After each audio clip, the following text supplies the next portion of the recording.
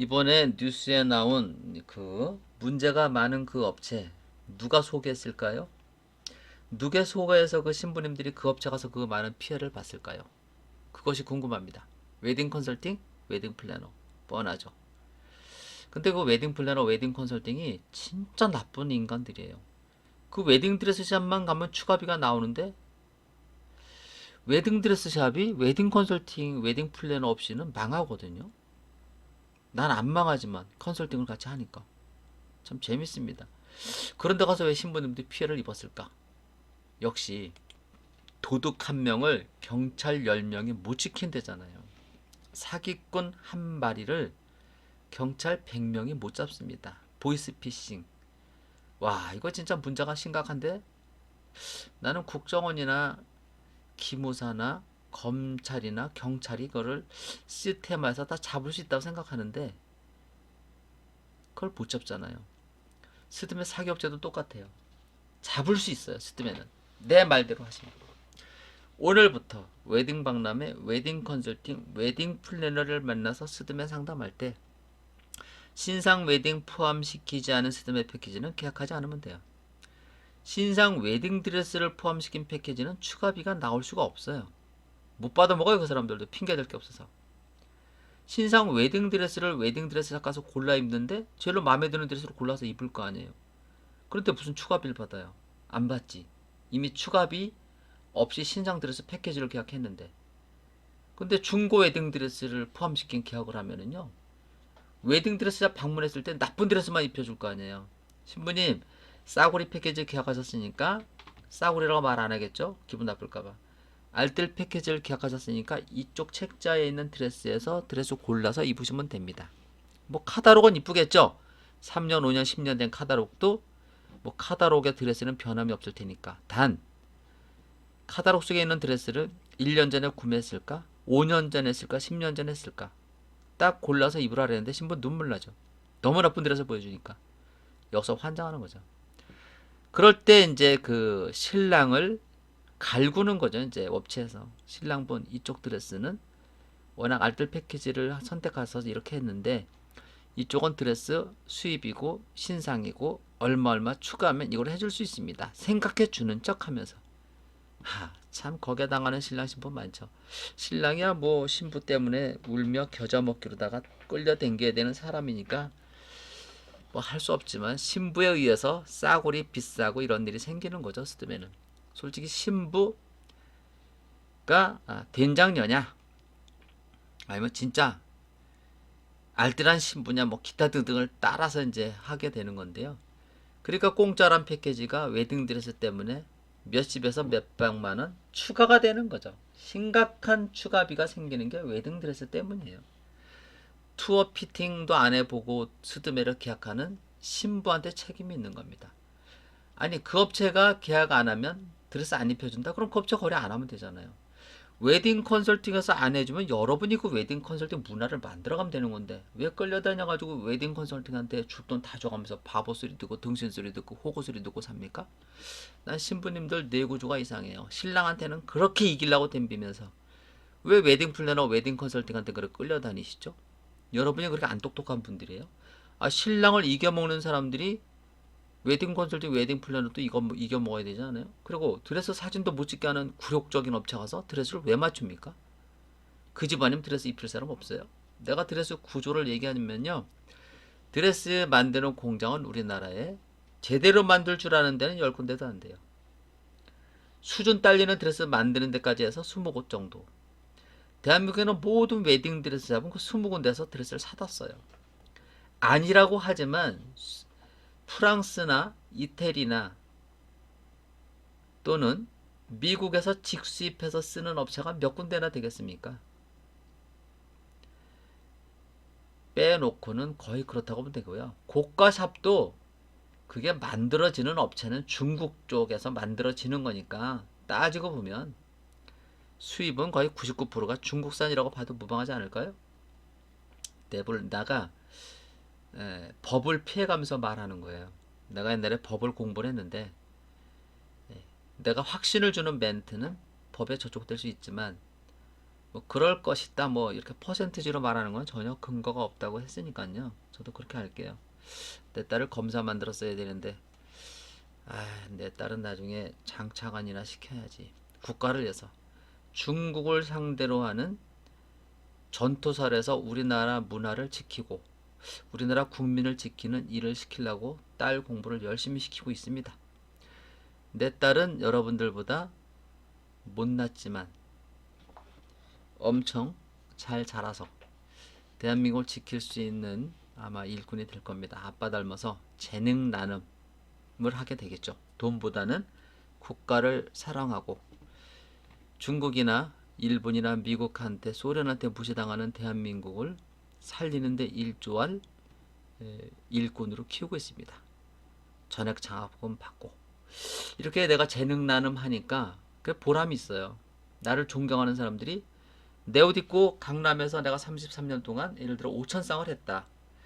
그럼 아마 나는 짐작하건데 5천 명 중에 100명에서 200명 빼곤 나 존경한다고 할걸요. 이렇게 해주는 사람이 없거든요. 존경은 존경받고 싶다고 존경하는 게 아니고요. 존경받을 행동을 했을 때 존경받는 거죠. 나는 정치인 이재명이를 좋아했습니다. 사이다여서 서민을 지킬 수 있어서 있는 놈들이 100만 평의 땅을 갖고 있거나 있는 놈들이 건물 하나 갖고 있잖아요. 그러면 전쟁 나면 그 건물 지가 지킬 수 있어요? 그 100만 평의 땅을 지가 지킬 수 있어요? 지 땅을 재산 하나 없는 우리나라 국민이 지키는 거잖아요. 그럼 재산 하나 없는 사람들한테 있는 놈들은 방위세나 좀 내야 되는 거 아니에요? 이재명이 식으로 좀 걷어내서 그 돈으로 진짜 소외받는 사람들, 가난한 사람들을 공부시켜주고 아픈 사람들 치료해주고 나는 결혼 준비하면서 늘 안타까운 게 뭐냐면 부모님들 중증 장애에 있는 신랑 신부를 만났을 때 가슴이 아파요. 돈을 1억 연봉을 받아도 부모한테 들어갈 돈이 50% 넘고 50%에서 생활비 쓰고 저축하고 그 스트레스 국가에서 몰라주잖아요. 가슴이 아픕니다. 그래서 난 재능 나눔하면서도 참 그런 분들을 오면은 정말 가슴이 짠합니다. 나보다 더 좋은 사람들이 있구나 하는 저도 재능 나눔하는 사람 맞습니다. 어쨌든 나는 스드메 상담을 하면서 여러분들에게 동영상을 찍으면서 내 인성도 다 보여주고 있습니다. 욕도 잘하고 옛날에 앙드레김 아저씨가 우리 집 온 손님이 나한테 얘기하더라고요. 그 30년 된 얘긴데 선생님 앙드레김 선생님이 내 앞에서 직원 뺨을 때렸대요. 물컵을 쏟아서. 그 나한테 어떻게 생각하냐 그래서 뺨을 때린 건 잘못된 건 맞지만 프로라는 세계에서는 그럴 수도 있다. 그래서 앙드레김이 세계적인 디자이너가 될 수 있는 능력이 되지 않았을까. 뺨을 때린 거에 대해서는 손님들한테 나는 고객을 이만큼 챙긴다는 의미가 적용됐을 텐데요. 지금은 인권 그래서 나쁘다고 평가를 하겠지만 나는 그 정도의 프로페셔널은 좀 있어야 되지 않을까 싶습니다. 그 직원이 왜 갖다 물을 쏟았는지 모르겠지만 어쨌든 나는 앙드레김 편을 서게 되네요. 그랬더니 나를 찾아온 그분도 아마 그랬었나 봐요. 그렇죠. 그 옷이 얼마짜리 옷에다 그 직원이 물을 쏟았는지 내부적으로 잘 따져봐야 되지만 그 상황으로 봐서는 자기도 이해를 했다 이렇게 해서 나랑 생각이 같았다는 생각 때문에 그 신부님이 그 손님이 내가 그분하고 다른 의견을 가졌으면 기분 나빴었을 텐데 나는 내 소신 있어요. 나는 좋은 게 좋다. 아까 이재명 씨 얘기하다 말하는데요. 이재명 씨가 사이다인 줄 알았는데 요즘 들어서는 부자를 편드는 방법을 자꾸 이렇게 하는 것 같아 되게 마음에 안 들어요. 지금이라도 이재명 씨는 사이다로 돌아가야 돼요. 사이다로 돌아가서 나는 있는 사람들 돈을 좀 걷어서 가난하고 부모가 증증 병을 앓거나 이런 사람들한테 지원해 주겠다. 난 이랬으면 좋겠는데 여러분 가능할까요? 어쨌든 내 드레스 입으러 오실 분들은 내 생각이 이렇습니다. 우리 패키지 두 가지 비교하는 방법 잘 보세요. 나는 꼭 축구를 해설하는 해설가 같죠. 스드메 해설가예요. 정품을 파는 사람이다 보니까 당당하고 이렇게 농담도 하게 되네요. 이런 패키지 하지 말라고 내가 말씀드렸죠. 이런 패키지 하시라고요. 내가 이렇게 한 말을 또 우리 웨딩 컨설팅에서 나를 악마 편집을 해서 또 악마 시킬 수 있겠는데요. 어차피 2024년 4월부터 2030년까지는 스드메 결혼 준비는 직구 웨딩 라파엘이 1등으로 석권할 겁니다. 정찰제를 강남 30년 동안 했고요. 이런 정보를 알려주는 사람을 욕하는 신분은 없겠죠. 오히려 나를 욕을 많이 해서 내 명줄도 길게 만들어주면서 더 무슨 마케팅이라 그러죠?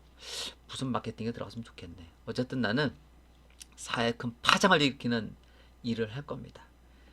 돈 없어도 결혼 준비하면서 신상 웨딩드레스를 입혀줄 수 있는 멋쟁이 남자로, 멋쟁이 디자이너로 살아갈 겁니다. 여러분, 결혼식 준비 이제 속지 마시고 직구 웨딩에서 제공하는 라파엘 직구 웨딩에서 제공하는 성당 패키지, 본식 패키지, 스튜디오 촬영, 또 드메 패키지도 있는데 왜 안 나오지? 솔직히 이런 드레스 만들어가지고 입히는 사람이 뭐가 부족해서 그렇게 싼 가격을 받을까요? 재능 나눔이에요. 재능 나눔. 재능 나눔하는 패키지니까 이렇게 싸게 받는 건데요. 어쨌든 싸게 할 사람들만 오십시오. 돈 많고 싹퉁이 없는 사람들은 오지 마세요.